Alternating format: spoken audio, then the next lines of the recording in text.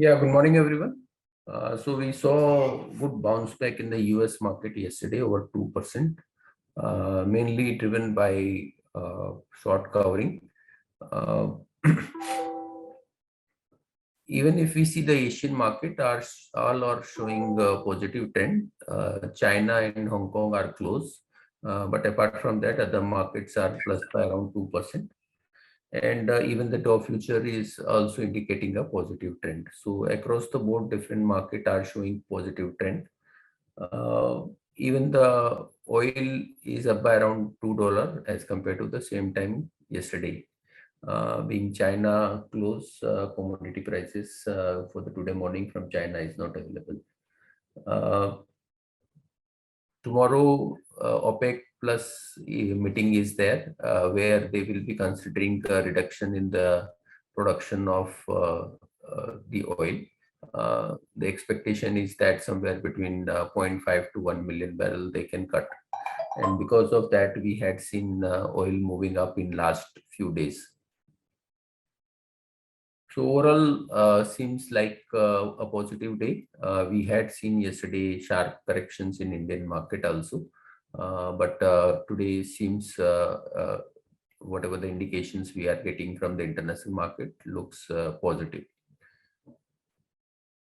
I'll request technical team to take up from here. Yes, thank you, sir. Good morning, all of you. This is Swati. Looking towards the global market, our market is likely to open with a gap up by almost 200 to 250 points and high sides. Upside resistance is at 17,140 levels. Any move about that level, we believe that the pullback rally is likely to be extended towards 17,200 to 300 levels on the high side.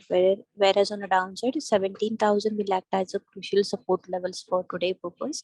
If Nifty manages to maintain a positive closing above 70,000 psychological mark, then the view will just turn out to be a positive for a few trading sessions as such.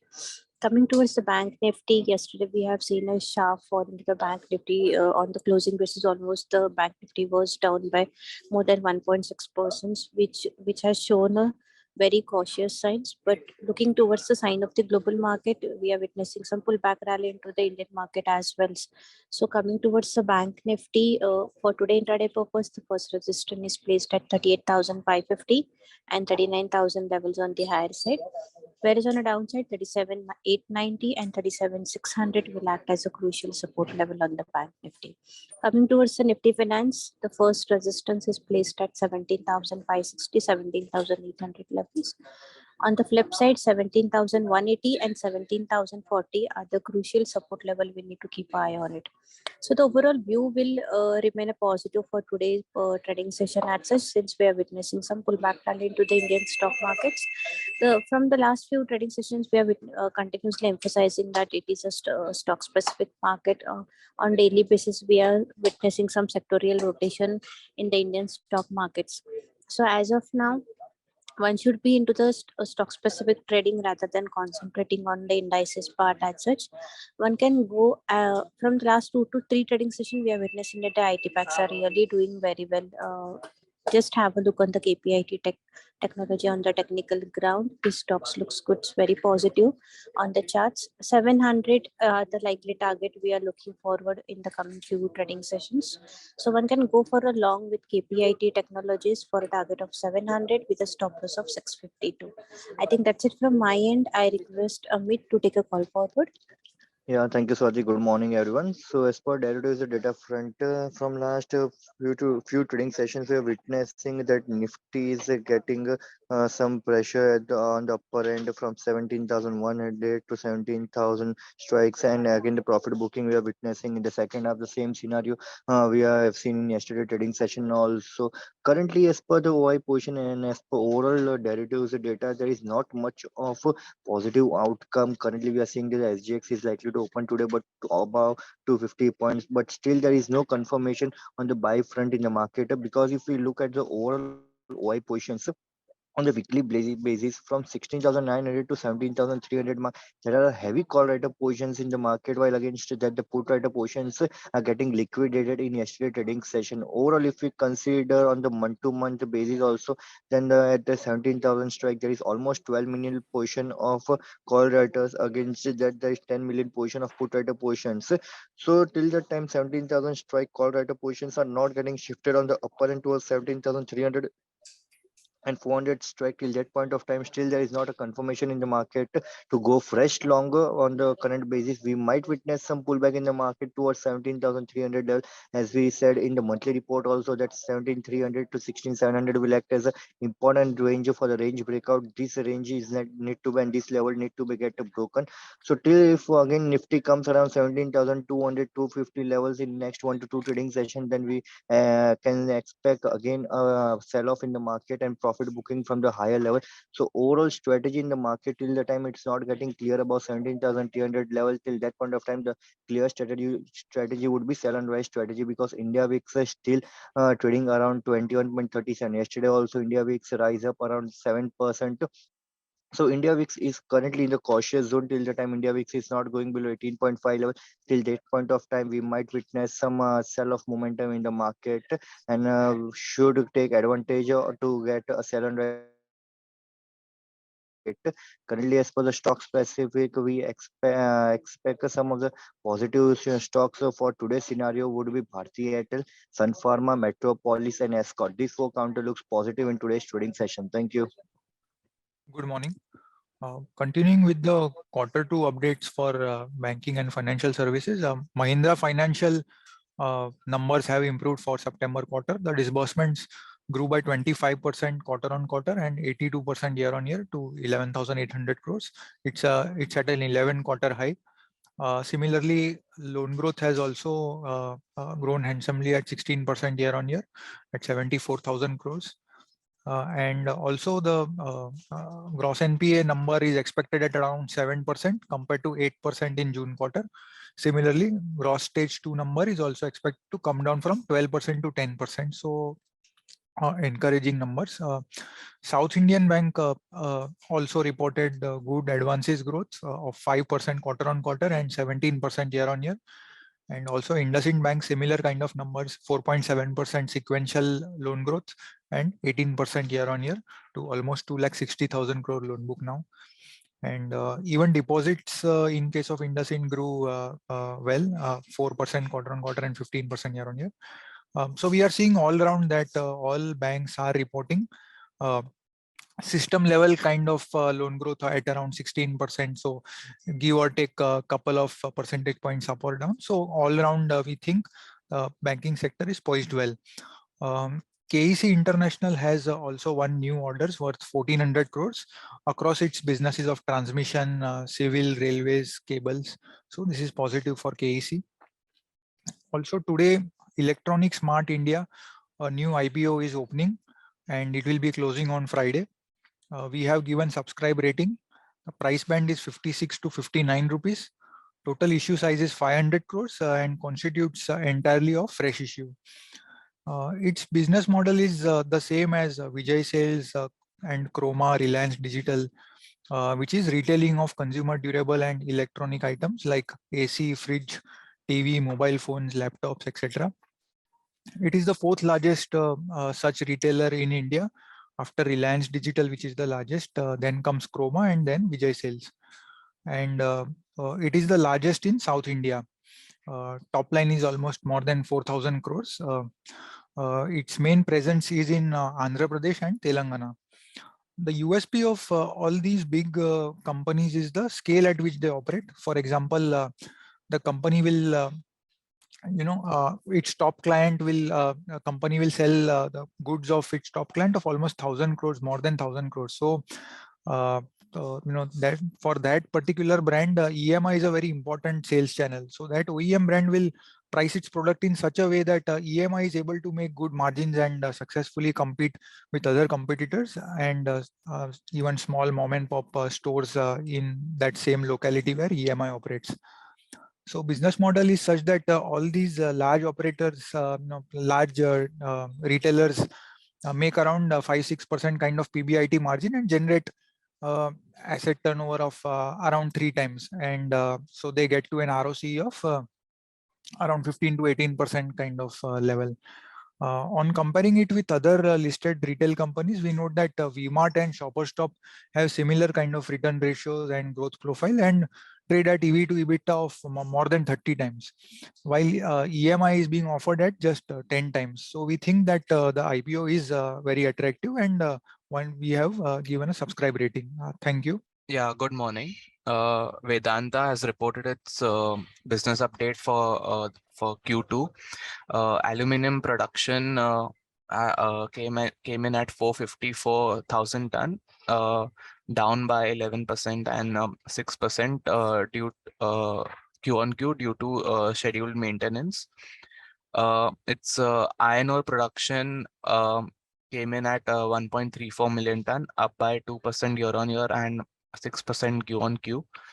Total saleable production increased by 11% year on year and 21% Q on Q to 325,000 ton on account of completion of the bottlenecking in Q1.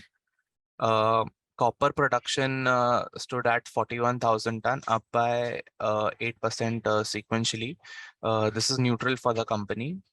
Hindustan Zinc also reported its production numbers for Q2. Metal production came in at 255,000 ton, almost flattish Q on Q. Production was higher by 3% year on year, which was driven by better grades and improved mill recoveries. Zinc production came in at 189,000 ton, down by 8% sequentially. Lead production was up by 5% at 57,000 ton, whereas silver production was up by 10% sequentially at 6.2 million ounces. This is neutral for the company. Thank you. Good morning. So now M&M announces the quarter monthly numbers or monthly auto sales. In the auto division business, the company witnessed recent demand trends led by new launches and strong response to existing models. It has a robust order book for new launches. September 22 saw highest ever SUV volumes of 34,262 units. With this, the company has occupied the pole position for utility vehicles in the Indian market. Going forward, the company expects festive season to aid volume growth across product portfolio. In its tractor business, the company reported improvement of 21% month on month in September 22, driven by festive boost. Above normal rainfall has led to higher reservoir levels, which bodes well for higher food grain production in the upcoming Rabi season. Farmer sentiments continue to remain positive, with crop prices remaining firm. Bajaj Auto also announced its monthly numbers. Sales were overall volumes reported a marginal decline of 2% month on month. Going forward, we expect festive season to boost domestic volume. Exports continue to slip, plagued by weakening of local currencies and higher inflation in certain geographies. Thank you. Yeah, apart from this, Avenue Super Smart, that is T-Mart, has reported sales number for the quarter, and the sales is showing good trend. It is increased by around 36% year on year and around 6% quarter on quarter.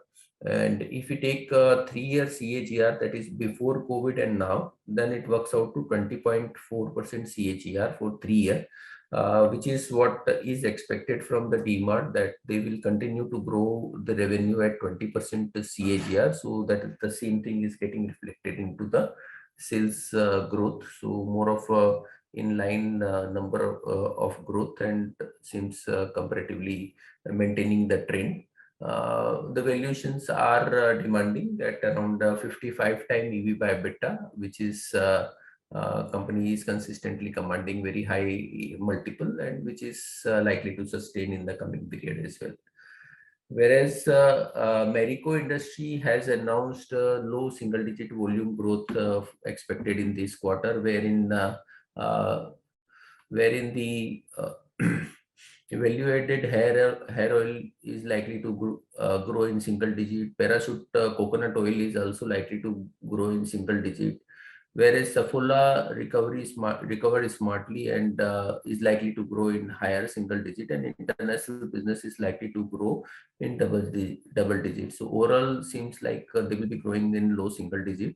The valuations are at around 41 times FY24 earning.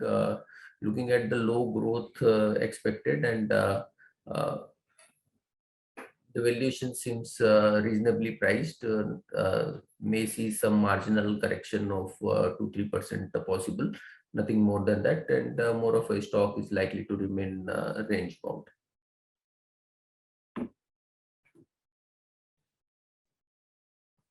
Now I'll request commodity team to take up from here.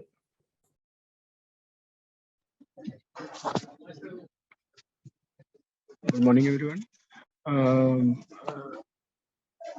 Yesterday we saw a rally in commodities, especially in gold and silver.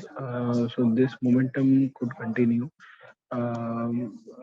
We recommend to going long in gold around 51,000, and prices are expected to test 51,500, 600 on higher end.